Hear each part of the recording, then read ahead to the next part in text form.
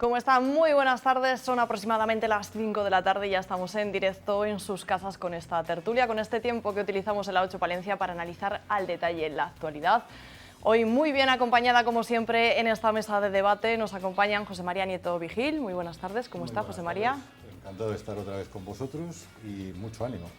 Pues bienvenido a esta cálida tarde, que bueno, pues parece que poco a poco va pasando el bochorno, pero aquí estamos muy bien. Y damos la bienvenida porque hoy José María le toca dar la alternativa, ¿no? Pues sí. Hemos pensado al principio si hacíamos paseillo o no, pero bueno, al final iniciamos sentados. Damos la bienvenida a Raquel Arconada, a esta familia que es la tertulia de la 8. ¿Cómo está, Raquel? Pues muy bien y con muchas ganas de volver 20 años después a este medio, que fue donde empecé. ¿Y cómo recuerda aquella época, Raquel? Pues la verdad que muy bonita y con mucha ilusión, como la que tengo esta tarde. Pues muchísimas gracias. Para aquellos que no la conozcan, Raquel es la corresponsal de Europa Press en la provincia palentina, además de ser la presidenta de la FAPE, de la Federación de la Asociación de Periodistas de Palencia, cargo que también, bueno, pues la ocupa cierto tiempo, ¿no? Además de madre a tiempo completo. Un poquito, pero bueno, tengo que decir que tengo ayuda también, ¿eh?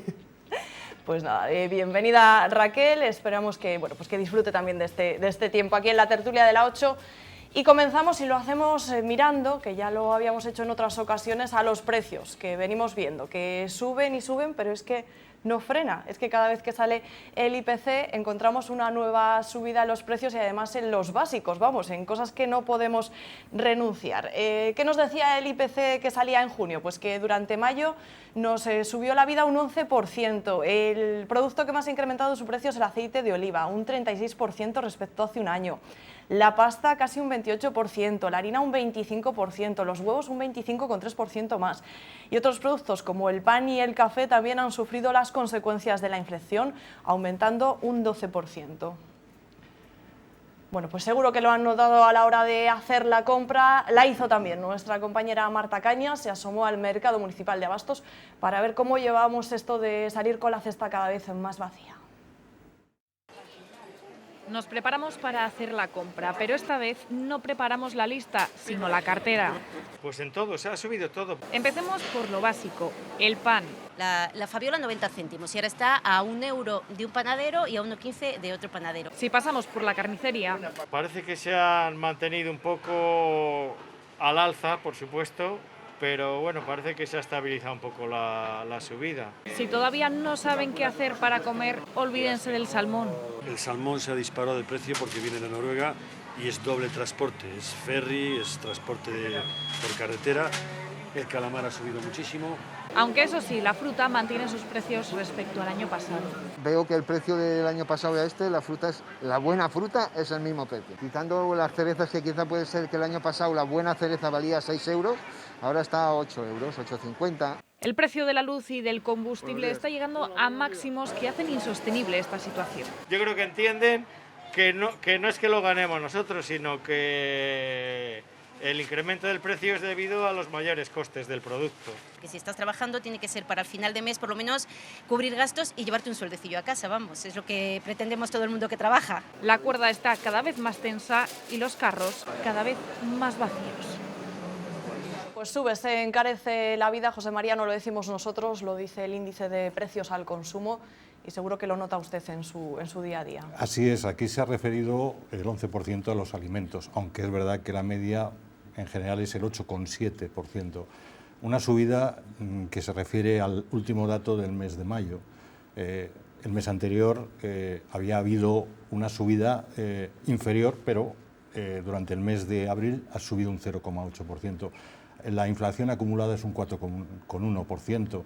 Quiere decir, por tanto, que según los indicadores de junio que estamos manejando, pues estaremos hablando de alrededor de una media de un 9% en junio y una inflación de alrededor de un 4,5%, es decir, el doble de lo que había al comienzo de año. Evidentemente esto se traduce en dos cosas muy importantes y muy graves. Por un lado, se retrae la inversión evidentemente se desacelera, incluso deja de existir en muchos casos, y por otro lado lo que se refiere al consumo doméstico, es decir, no se puede consumir porque se gana muy por debajo de lo que está siendo la carestía de los precios del consumo.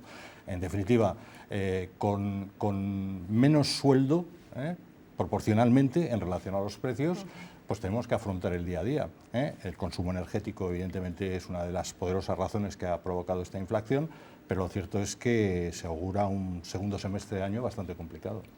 Bueno, se refería usted al incremento energético. Precisamente le iba a preguntar porque se habla mucho de la guerra de Ucrania, ¿no?, de la invasión de Rusia, como la que ha provocado ese incremento de los precios, pero bueno, que también cree que hay otros factores entonces, ¿no? Hombre, evidentemente ese es uno de los hechos que ha provocado esta reacción internacional, pero no olvidemos también nuestros proveedores del norte de África, en este caso de Argelia, que evidentemente también están repercutiendo en el coste de producción de todo lo que es el sistema productivo en general.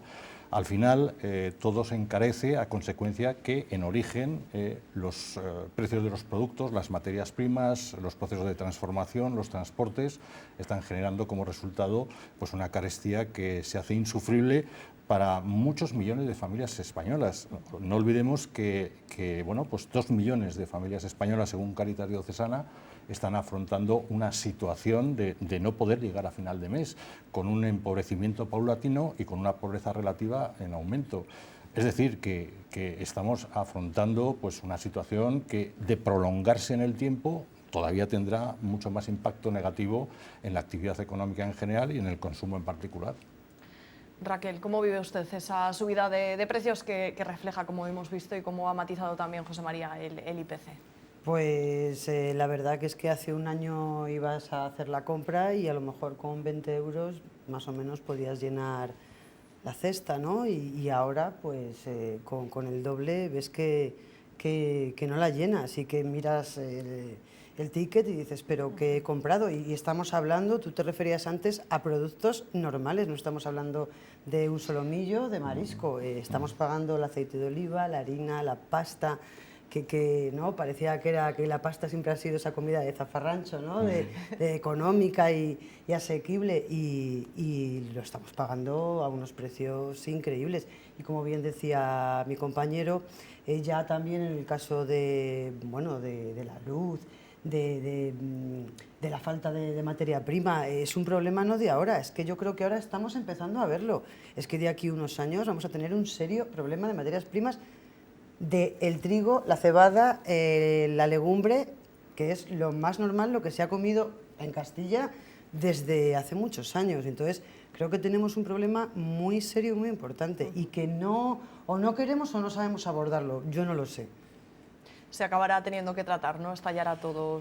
Hombre, ahí hay un tema, evidentemente, que es la deuda pública, dentro de la cual uno de los capítulos más importantes es el déficit, ¿no? Y entonces es verdad que ahí hay una corresponsabilidad de las administraciones centrales y autonómicas, en buena parte de ello, pero es cierto que tenemos una deuda que tenemos que cuantificar en que cada español debemos 30.000 euros por persona, con una cifra de más de 1.444.000 millones de euros. Es una cifra que, aunque el Fondo Monetario Internacional está preveyendo que para finales de año se pueda reducir a un 116,4 desde un 117,3, lo cierto es que está creciendo esa deuda. Y entonces eso da lugar incluso a otro fenómeno que es el de la depredación fiscal, la presión fiscal, que contribuye a ahogar más todavía, si cabe, al sector productivo de cualquiera de las actividades económicas que hay y, por supuesto, repercute en las familias, ¿cómo no? Claro, nos tendremos que de esto seguir así, habrá que cortar, hablaba usted de las economías familiares empobrecidas, ¿no? De gente que no puede casi ni comer, pero una familia media, ¿no? Quizás esté planteando irse de vacaciones, ¿no? Porque si sumamos el otro problema que vamos a ver a continuación, que es lo que cuesta el combustible, pues igual haces cuentas y prefieres quedarte en la piscina de al lado de tu casa, ¿no? ¿Conocen casos alrededor de tener que estar...? Y eso con suerte, perdona que te corte, de que puedas ir a la piscina de al lado de tu casa, porque claro, la piscina también cuesta dinero. Entonces estamos, lo que decía antes, en un problema que yo creo que está asomando la patita, pero ojito cuando saque todo el cuerpo, ¿eh? De hecho es una disyuntiva, ¿verdad?, entre llenar el cesto de la compra, además con productos que han variado bastante el régimen alimenticio de los españoles, o pagar la luz. Y estamos en esa disyuntiva. Y luego el invierno será igual, o pagar la calefacción o pagar la cesta de la compra. Esa es la disyuntiva que en estos momentos hay en muchos hogares, en muchas familias españolas. Sí, porque parece también que esas medidas que se tomaban para, bueno, pues para abaratar la energía tampoco las estamos notando mucho en la factura de momento. Al final, cada mes te llega tu factura y dices, pues yo aquí no veo la bajada, no se veía en la calefacción en invierno, cada mes seguía subiendo y al final pues ya no sabes si es que o nos están tomando el pelo o qué pasa. Yo lo que creo es que no sé qué sería si no se hubiera producido ese tope que el gobierno ha fijado, esa excepción ibérica que se llama, ¿no? ¿Cuál sería la situación actualmente? Pues imagínense ustedes todavía mucho más, es decir, el endeudamiento está siendo galopante, el índice de morosidad aumenta, de hipoteca familiar por deuda también, es decir, el panorama es poco halagüeño, desde luego. Bueno, pues hablábamos también de esa subida en el combustible. Claro, los que tienen que desplazarse sí o sí para trabajar vuelven a estar que trinan. Los transportistas ya anuncian que podrían volver a movilizarse, que podría haber otra huelga indefinida a partir de nada, de unos días, del 30 de junio. En el 94 llevaba, 28 años. Alfonso, 62 años, lleva 28 en el camión y en sus inicios... Si trabajabas mucho, cobrabas mucho, y ahora si trabajas mucho da lo mismo, que trabajes mucho que poco. Hoy su sueldo... 2.100 euros. No compensa las duras condiciones de su día a día. Solo llenar el depósito de su camión son más de 2.000 euros. Si pudiera volver atrás, pues no. No sería transportista. A José María... Tengo 59... Pues toda la vida llevo. Le pillamos en plena salida. Hago Valladolid-Santander. Antes hacía viajes más largos, pero ya no. No merece la pena salir fuera. Prefiero estar todos los días en casa, ganar menos porque es que no se gana dinero. Las cuentas no le salen. Esto no lo quiere nadie ya. Con el precio de los combustibles, pese a la bonificación del gobierno disparado, estamos intentando sobrevivir como podemos. El sector reclama ayuda y urgente. No queda otra que ayudar al sector. Es un sector esencial que en las peores circunstancias ha estado siempre a la altura. En 2 semanas y pico ha subido 25 céntimos el combustible. Entonces, claro, con consumos de 3.000, 4.000 litros al mes, pues uno se puede hacer idea. Y así es imposible cuadrar nada. Y otro problema, no hay nuevos conductores. Es que dicen de huelgas y al final se va a parar por obligación porque no va a ser rentable salir a la carretera. Con este panorama, los transportistas de Castilla y León le han pedido hoy a la consejera de Movilidad más apoyo para que su profesión no siga retrocediendo. Bueno, no hace tanto, Raquel, que íbamos a esas concentraciones de los transportistas, los compañeros periodistas previas a esas movilizaciones, en esa huelga que hubo general del transporte, que bueno, que parece, visto lo visto, que poco o nada les ha servido, no les ha dado mucho resultado. Pues sí, así es, y no me extraña, porque al final yo creo que cada uno sale de su casa a trabajar para que le quede algo de dinero. Si estás perdiendo dinero, pues sinceramente te quedas en tu casa. Es que no hay mucha más cuenta. Esto es lo que está pasando, que está produciéndose a pérdida. Entonces esto lo puede sostener económicamente un ejercicio de un mes, pero prolongarlo durante el tiempo, ya varios meses, eso es insostenible. Es decir, no sale a cuenta invertir, no sale a cuenta abrir, no sale a cuenta poder desarrollar una actividad normalmente, porque si es ruinosa, prefieres perder con 10 que no con 100, porque además el cierre implica después unas deudas y unos pagos pendientes que hay que efectuar, evidentemente. Entonces, los transportistas es un ejemplo, pero hablamos de agricultura, hablamos de ganadería, hablamos de pesca, cualquier sector que toques en estos momentos está cubriendo costes en el mejor de los casos. Pocos pueden decir que están teniendo un beneficio importante. Se está cubriendo esos costes y en el mejor de los casos el resto producción a pérdida. Y entonces eso no es sostenible. Las empresas no son una ONG. Que no tengan afán de lucro, lógicamente se invierte para obtener un beneficio y si ese beneficio no se produce, pues primero se aplicarán políticas de recorte, de reducción de gasto, que al final es reducción de empleo y eso al final se traduce en un incremento de la tasa de paro. No nos engañemos, en estos momentos hay un paro encubierto que es el de los trabajos fijos discontinuos, que no engrosan las listas del desempleo y que evidentemente no reciben ningún tipo de retribución durante el tiempo en el cual está suspendido su contrato. Esta es otra realidad que está por debajo de lo que está ocurriendo. Es decir, que lo que vemos en principio puede engañarnos, porque vemos terrazas con gente que está sentada, playas llenas de gente, pero claro, detrás de esas personas hay que ver qué grado de consumo hacen, cuál era el que hacían antes y cuánta gente no puede sino dar un paseo porque no se puede sentar a pagar lo que cuesta una consumición.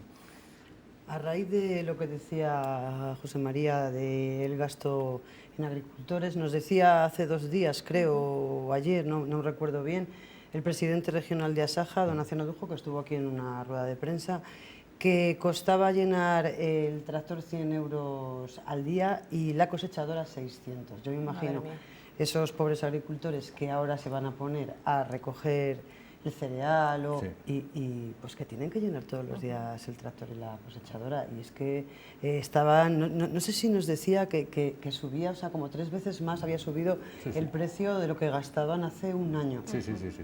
Se ha duplicado, de hecho, la inflación. O sea, que es que está claro que no se puede producir en esos términos y, de hecho, bueno, pues don Naciano Dujo lo ha dejado claro. Pero es verdad que no solamente maquinaria, estamos hablando de todos los tratamientos que requieren las cosechas y a lo que hay que añadir la sequía que ha originado una mala cosecha, con lo cual pues menos ganancia, más incremento de costes de producción, pues al final beneficio ninguno y lo que es peor, más gastos. Entonces, ¿cómo va a haber un joven agricultor en el futuro panorama del campo español si estos son los riesgos? Pues evidentemente se buscará otros nichos donde poder trabajar. No, ni relevo en el transporte, que también nos decían que, claro, no son muchos jóvenes los que quieran aventurarse ahora en esa vida de incertidumbre. Bueno, bien lo de la bonificación de los 20 céntimos el litro, ¿no? Pero aún así vemos que sigue subiendo y que casi es difícil hacer frente igual a llenar el depósito. Muy difícil. Y pues, para un trabajador normal, pues también me imagino que ahora a lo mejor gente que le ofrecen un trabajo en Valladolid, Burgos, León, pues también se plantean mucho el decir, tengo que coger mi coche y tengo que llenar el depósito. Y claro, al final a lo mejor se te puede ir medio sueldo o más en ir y venir. Entonces, pues también menos movilidad laboral, menos oportunidades, o sea, es como un poco, ¿no?, la pescadilla que se muerde la cola. Hay quizá ya que hacer un poco más de apuesta por el transporte público, en el sentido no que se promocione el transporte público por parte de las administraciones, sino que el propio ciudadano recurra al transporte público o cambie de comportamientos diarios, cotidianos, a la hora de desplazarse, porque se puede ir muchas veces andando, se puede ir en bicicleta, se puede ir en transporte público. Yo creo que en eso tenemos que aprender de lo que en Europa existe y es una consideración de ese medio de transporte de una manera muy notable entre la ciudadanía. E incluso en algunas ciudades el transporte urbano es gratis para los ciudadanos. Ya se financia con los recursos que lógicamente las corporaciones locales o administraciones locales puedan tener. Esa sería una muy buena salida que de alguna manera aliviaría, digamos, un gasto añadido a lo que es el desarrollo de una actividad. Yo entiendo que evidentemente la bonificación es una tirita en mitad de una hemorragia. Evidentemente no contiene absolutamente nada porque los precios se están disparando. Se está hablando de que se llegará a los 3 euros litro. Estamos ahora en 2,10, 2,15. Yo recuerdo hace 40 años Fernández Durán, que era presidente de CAMSA, me acuerdo que en una conferencia en Madrid decía aquello de llegaremos a las 100 pesetas. Pues fíjate, 100 pesetas. Ahora que estamos 360... ni un euro. Fíjate, 360 pesetas. Es decir, esto si se lo cuentas a gente de hace 40 años se echaría las manos a la cabeza. ¿Y a dónde vamos a llegar? A los 3 euros. O sea que... Sí, el euro ya nos hizo un poquitín más pobres, ¿no?, al redondear, y ahora ya. Nos asomamos ahora a Andalucía porque ya saben, el 19 de junio, en 2 días, están llamados a votar todos los empadronados allí. Unas elecciones que llegan, bueno, pues después de haber Castilla y León, haber cambiado su gobierno regional, y bueno, pues vamos a preguntar tanto a José María como a Raquel qué esperan de estos comicios, si ven un resultado muy similar al que tuvo nuestra región hace no tanto tiempo, o bueno, José María, abre fuego. Bueno, quede claro que mi opinión es personal, no es una opinión, digamos, representando a nadie. Quede claro esto porque no soy analista en este momento de ninguna formación política. La opinión de José María Nieto Vigil. Eso es. ¿Cree que podría ser, que podría ser eso, lo que decíamos, un resultado muy similar al de Castilla y León, o Andalucía tiene sus circunstancias? Andalucía tiene sus circunstancias y tiene su presidente. Un presidente que la verdad es que ha hecho una gestión bastante saludable durante estos años y que va a tener un efecto inmediato en las urnas. El tema está en ver si realmente se acercan mucho a la mayoría absoluta. Lo que está claro es que el Partido Popular está huyendo de cualquier pacto previo con Vox para no encontrarse hipotecado ante el electorado y está intentando dar aire a que Ciudadanos le dé la posibilidad de conseguir esa mayoría absoluta. El tema está en ver cuántos escaños alcanza el Partido Popular. En sus expectativas más optimistas son 50, lo real pueden ser 48, pero bueno, todavía queda negociar con el resto de las formaciones de centro-derecha para encontrar esa mayoría. Yo creo que va a ser muy distinto que en Castilla y León. Ya digo que Juanma Moreno ha hecho una gestión muy eficaz a nivel de tranquilizar la administración autonómica a la hora de gestionar los recursos y bueno, pues ahí están los resultados, que está habiendo mucha fuga de votos que se estima procedentes del Partido Socialista, lo cual pues va a hacer que tenga más votos que el conjunto de las fuerzas de izquierda, él solamente. O sea que yo espero un triunfo del Partido Popular, un poco condicionado, insisto, a los resultados de Vox. No creo que Vox llegue al 20% que tuvo en las elecciones generales, pero sí que va a ser necesario para configurar gobierno. De hecho, ya se está hablando de que en el mejor de los casos, no una vicepresidencia, pero sí la presidencia de las Cortes de Sevilla, las Cortes regionales. Raquel, ¿qué vaticina usted? Me voy a mojar, no sé si estaré en lo cierto o no, el lunes lo veremos. Yo creo que calcarse, no creo que se calquen como los de Castilla y León, por lo que decía José María, porque Andalucía es otro mundo, lleva otra trayectoria, pero creo que van a ser bastante parecidos. Yo a Ciudadanos no lo veo en el mapa, con perdón, yo creo que les quedan 3 telediarios. Y creo que al final el futuro está en un pacto PP-Vox, a no ser que los socialistas nos peguen un susto, ¿no? O allí en su caso les peguen un alegrón, pero yo creo que el PP va a necesitar a Vox para salir adelante. Y es más, creo que lo sabe. Lo que pasa es que no le interesa decirlo. Sí, eso yo así lo entiendo. No puede anunciarlo porque probablemente habría una pérdida de voto, digamos, moderado de centro, pero ellos son muy conscientes de que es una fuerza que tiene que tener presente a la hora de configurar gobierno. Lo único que las concesiones evidentemente no van a ser tan generosas como en Castilla y León, porque los resultados del Partido Popular van a ser mucho mejores que en Castilla y León. Allí ya digo que el efecto Feijóo no tiene tanta naturaleza porque Juanma Moreno pues, ha tenido una gestión, insisto, muy tranquila, ha sabido gestionar muy bien el Parlamento y no ha aparecido en la actualidad informativa por motivos de estallidos, de crisis políticas ni nada por el estilo. Sí, que no ha dicho una palabra más alta que la otra, ¿no?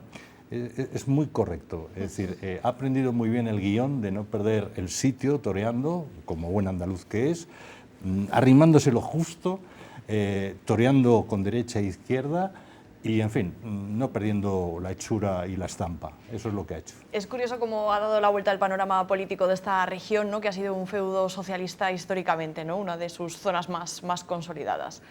La verdad que sí, que si antes hablábamos que no pensábamos pagar la gasolina a 3 euros el litro, pues quién pensaba que el PSOE podría dejar de gobernar en Andalucía, ¿no? Su feudo, su casa. Y bueno, yo creo que es que los cambios están llegando en todo, incluso también en la política, y evidentemente la aparición de nuevos partidos políticos pues también propician a que se den estos pactos y se rompa el bipartidismo, como hemos visto desde hace unos años ya. Y luego es verdad que la madurez del votante es otra, es decir, no es el mismo votante hace 40 años que ahora, que el votante ha iniciado su vida política en el juego democrático, que en aquella época. Entonces había, digamos, en décadas precedentes, podríamos decir, un deseo de salir de una situación económica o social que sojuzgaba a mucha gente en el medio rural. Ahora eso ha cambiado mucho y efectivamente hay más formación en el votante y menos carga ideológica y de prejuicios a la hora de ejercer ese derecho de voto. Entonces yo creo que ese cambio además se ha apreciado con el cambio de rumbo que ha tomado la política andaluza. Yo en esto siempre recuerdo en Estepona, el alcalde de Estepona, del Partido Popular, es un hombre que cuando llegó al ayuntamiento se encontró una deuda horrible y tiene en todas las plazas públicas de Estepona unos paneles informativos de cómo va reduciendo la deuda del ayuntamiento a consecuencia de una buena gestión, con lo cual los ciudadanos están viendo que efectivamente se va reduciendo ese coste añadido que tiene de presupuesto el ayuntamiento y al final hay mejores servicios públicos por parte de un municipio de esta importancia. Y esto se está haciendo en otros lugares. A mí me parece muy correcto. Es decir, lo que no podía ser es que se gobernara aquello como un chiringuito, como un cortijo, donde gente que sin ir a trabajar se estuviera llevando un sueldo. Eso ha terminado afortunadamente. Vaticinaban ambos prácticamente la desaparición de Ciudadanos, ¿no? Al que ven, yo creo, herido de muerte. ¿Qué podría pasar para que esta formación resurgiese de nuevo en el panorama nacional? Pues es que es difícil. A ver, yo personalmente pienso que cuando perdieron a su líder, a Albert Rivera, pues se vino un poco todo abajo, ¿no? O sea, Inés Arrimadas sigue siendo una buena líder, una buena política, pero es que Albert Rivera... Sí, porque luego las encuestas sí que la dan buena votación a ella, pero ¿no? a ella. Las que valoran los líderes, ¿no? No la formación. Pero ya te digo, yo creo que con esa pérdida de Albert Rivera, yo creo que el partido empezó esa herida de muerte. Yo es que además creo que es que Ciudadanos en su estrategia política ha tenido, valga la expresión, un rumbo veleta, es decir, ha cambiado según en qué sitio gobernar a quién. Entonces, eso ha desconcertado mucho al electorado. Si a eso le añades que los resultados no son buenos, financieramente, económicamente, el partido se ve muy dañado, en cuyo caso, lógicamente, se cierran sedes, no hay una financiación de campañas, de lo que es la vida política del partido, y este es un proceso en caída que ya vimos en su momento con la Unión de Centro Democrático y lo vimos con el CDS, con el Partido Reformista y con otras tantas formaciones que han intentado tener una andadura política. Al final, los resultados le mandan a uno a casa y entonces ahí quizá pudieran aguantar un poco el tirón, 1 o 2 procuradores regionales, ya sería un éxito tener 2. Ya Juanma Marín está intentando negociar su inclusión dentro del gobierno de Moreno, pues buscando alguna consejería, por ejemplo, una vicepresidencia, manteniendo el equipo que actualmente está gobernando. Pero vamos, que poco panorama tienen y esto será el principio de la sucesión de una larga agonía que se perpetuará y se prolongará pues en las diferentes elecciones municipales y regionales. Pues veremos, como decía antes Raquel, domingo por la noche, lunes, lo que ocurra. No se preocupe por haberse mojado, si le sirve de consuelo, todas las porras electorales, todas las de la Champions, es que casi no acertamos nadie, porque es muy difícil a veces. Oye, las encuestas dicen una cosa y luego las urnas dicen otra. Nos vamos de festival, como les decía también al inicio de la publicidad, en Andalucía, en Sevilla tienen la Feria de Abril, nosotros tenemos nuestro festival Palencia Sonora, que hay muchas ganas de salir después de, pues de todas las restricciones de la pandemia, pues lo teníamos claro, pero el Palencia Sonora ha venido a certificarlo. Buenas tardes desde Palencia Sonora, en Palencia.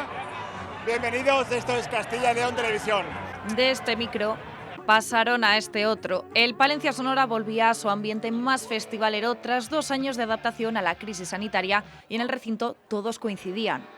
Han sido 2 años muy duros de reclusión. Que vuelva el ambiente este, que no haya máscaras y que haga tan bueno es espectacular. La gente ya pues tenía ganas. Ha echado de menos esto, la verdad.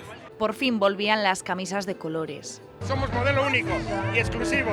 Hay quienes repiten y añaden a un integrante más en sus planes. Hace 3 años vinimos y veníamos solos.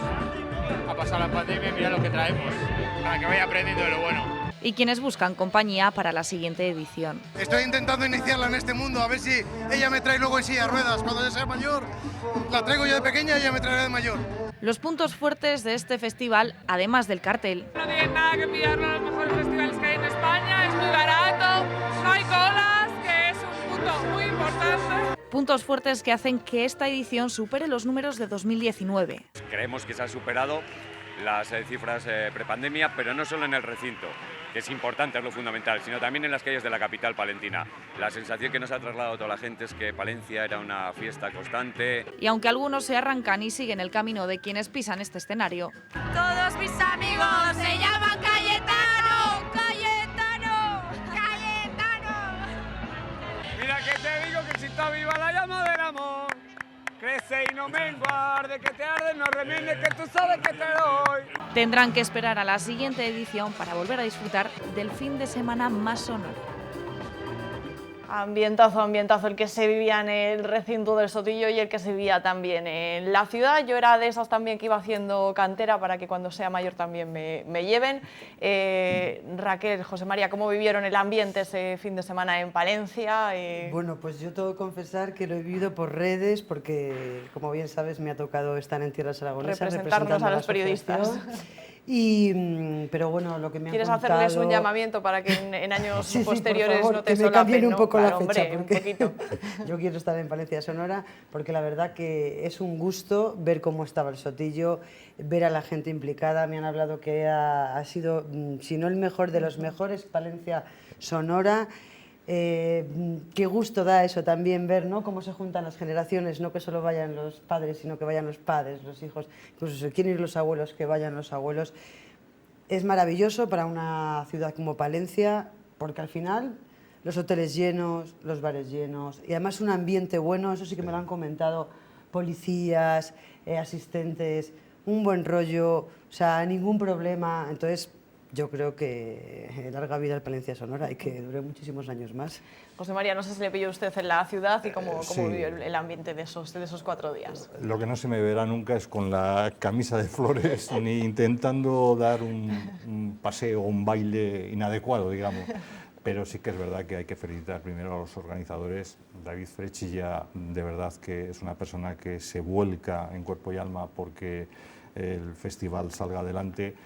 Me parece un festival, además, que rompe un poco con esa imagen que se tiene de Castilla y León, de una Castilla muy seria, muy envejecida, muy lánguida, muy formal, y yo creo que ha rejuvenecido mucho esa imagen, y entonces el impacto está claro que ha tenido sobre la ciudad, porque esto luego, a la hora de presentarlo ante los conciudadanos, hay que decirlo, es decir, efectivamente, restaurantes, hoteles, el consumo, es decir, se ha notado el impacto y esto hay que evaluarlo y darlo a conocer.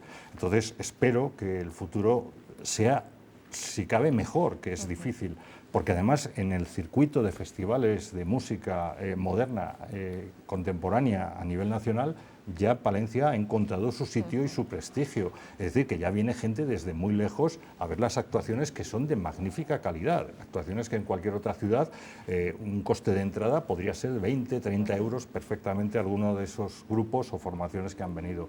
Con lo cual, contentísimo de que Palencia tenga otra visión y otra lectura de lo que puede ser atractivo turístico.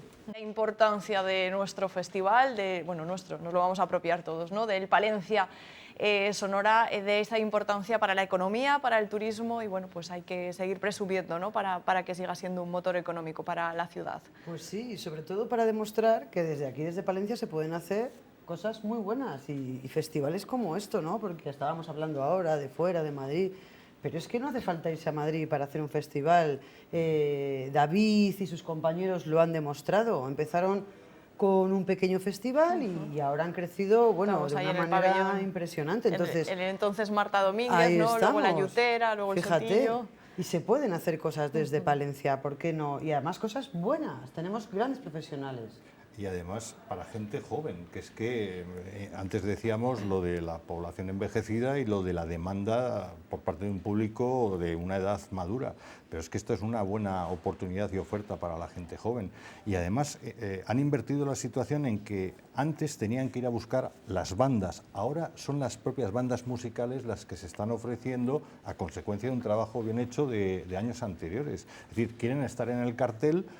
Muchas formaciones que, bueno, pues quieren entrar en el mercado nacional y moverse a nivel de festivales, y este está siendo ya una referencia, con lo cual enhorabuena, y sobre todo la frescura que aporta, ¿verdad? Es alegre, es divertido, es jovial, es joven.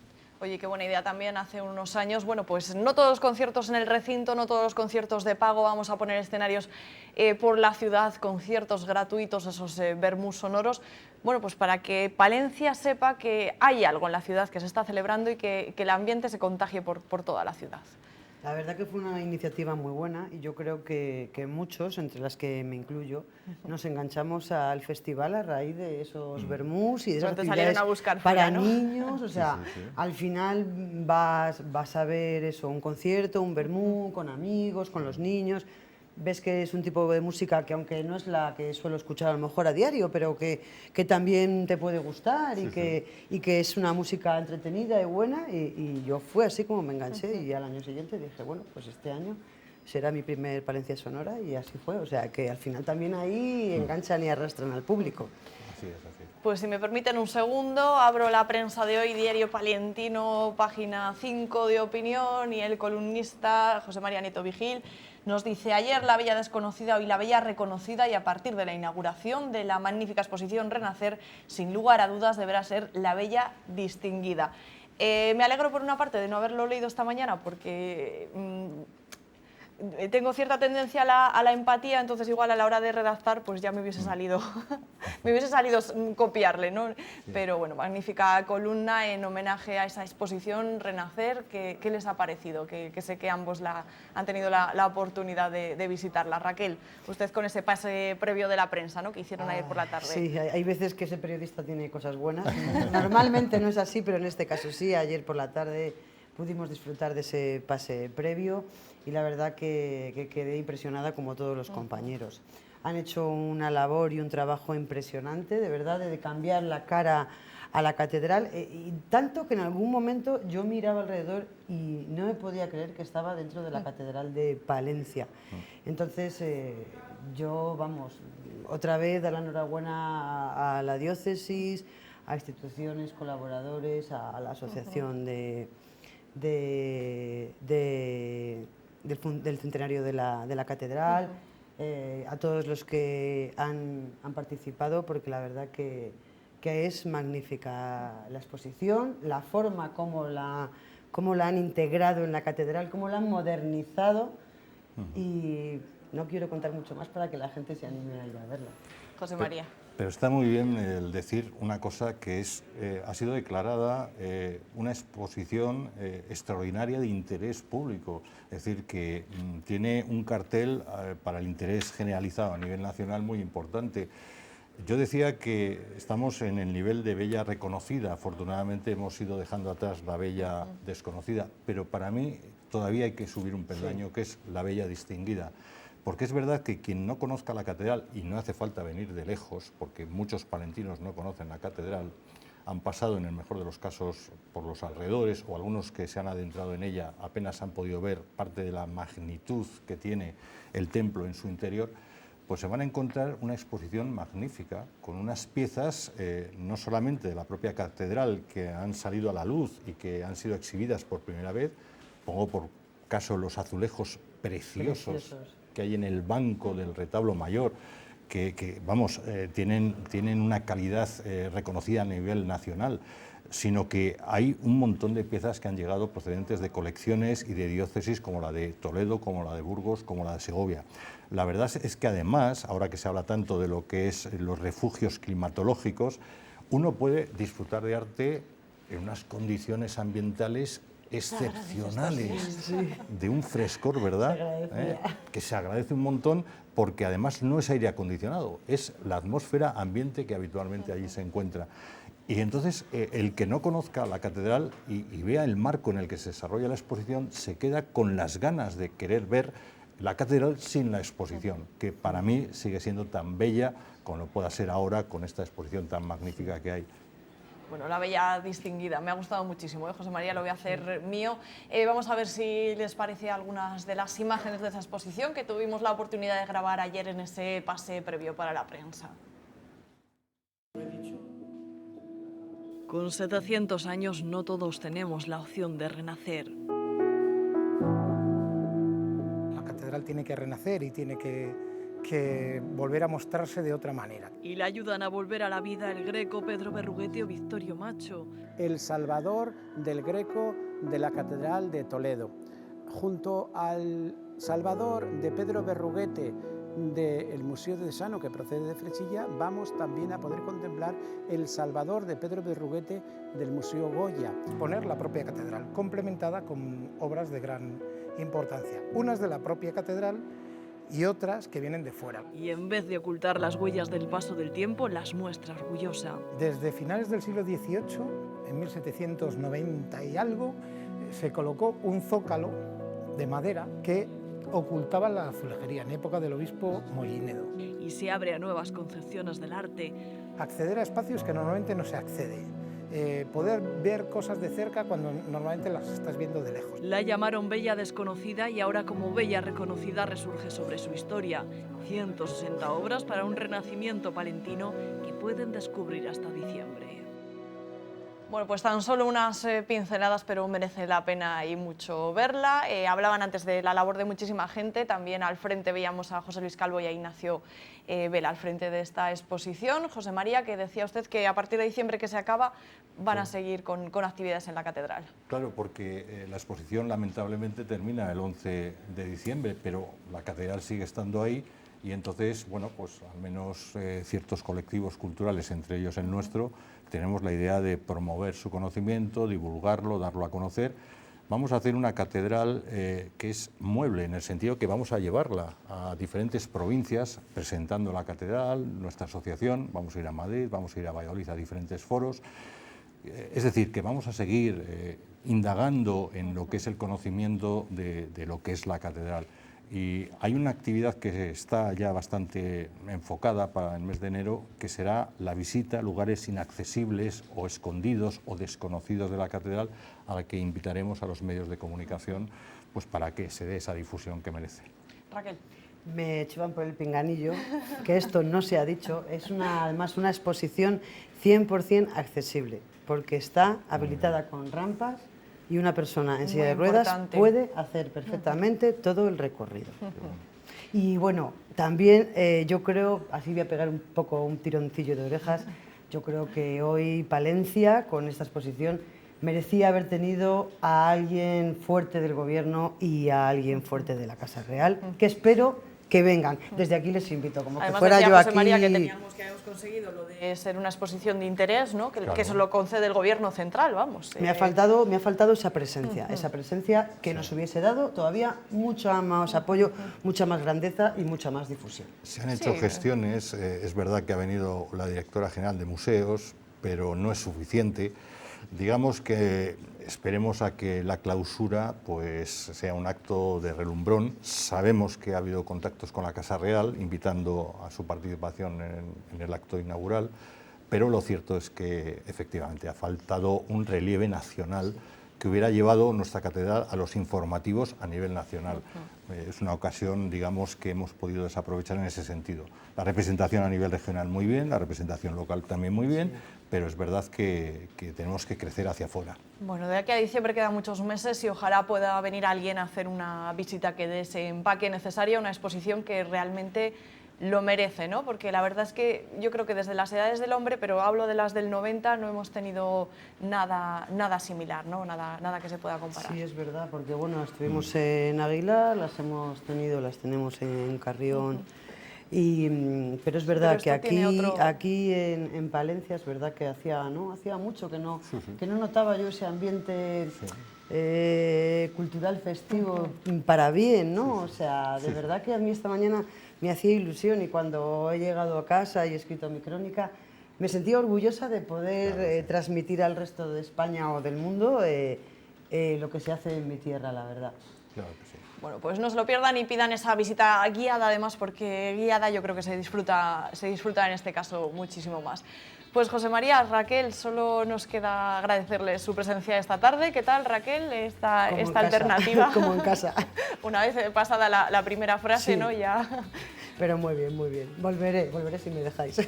Bueno, y José María, muchas gracias por dar la alternativa, ¿no? Veterano tertuliano a nueva tertuliana. Ha sido un placer tenerles a los dos. Eso quiere decir que soy un poco más viejo que lo que era. Entonces, bueno, pues bienvenido será. Nada, somos todos maduros. Eso. Lo dejaremos ahí.